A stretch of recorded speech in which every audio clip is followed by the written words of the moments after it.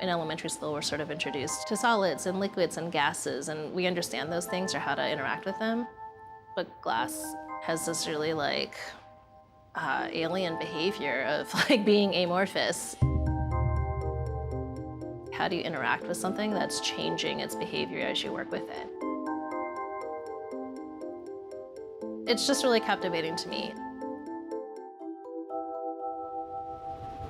Now try the blades vertical and spread them to shape that shoulder. Yes, more vertical.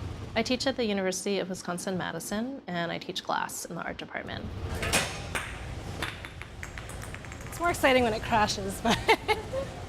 We start with a furnace. It's super hot. It's at about 2150 Fahrenheit, and you throw in glass that we buy from a manufacturer. It melts, and then you gather it out of the furnace, and it's like a viscous liquid. It's sort of like when you're trying to gather up honey. Once you have this fulcrum, you just have to do like the lightest thing, and it just comes up. And then what's scary? I think what I'm teaching them, it's like this act of magic to transfer that information from my body to a student's body. You know, like they can see me do something and they're like, how did you do that? But to kind of work them through the process of learning how to do that with their own bodies is really exciting to me. Push forward to help it get shorter too. Right, now really squat it up quite a bit. We're at the University of Wisconsin-Madison Glass Lab in the art department.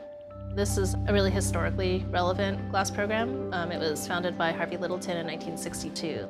He was a ceramics professor that was really interested in whether one could have a kind of independent artist studio working with glass, because prior to that, glass really existed in factories and industry. So it was the beginning of glass being something one could study at a university, as well as something an individual artist could practice on their own.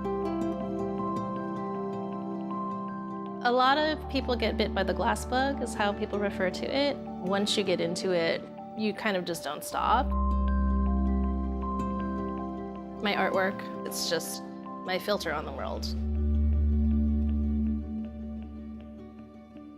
This is Alphabet. It's modeled after a letterpress type cabinet. Each of these pieces is an individual cross-section of a solid tube of glass.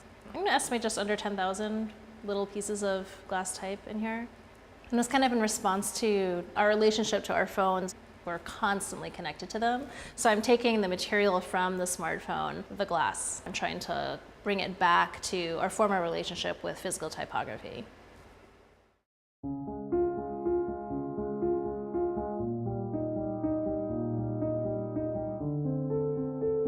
I make a lot of glass work that references language because my grandmother raised me and she only spoke Chinese. And so I played translator a lot, and I was sort of always moving between the English-speaking world and the Chinese-speaking world. That experience of being bilingual has definitely influenced my outlook as an artist and my interest as an artist as well. I really like working in glass. To ask my body to interact with this changing state of matter is something that continually captivates me. My art is something that feels like it's completely mine. It feels really authentic. It feels like no one else can be doing that work but me.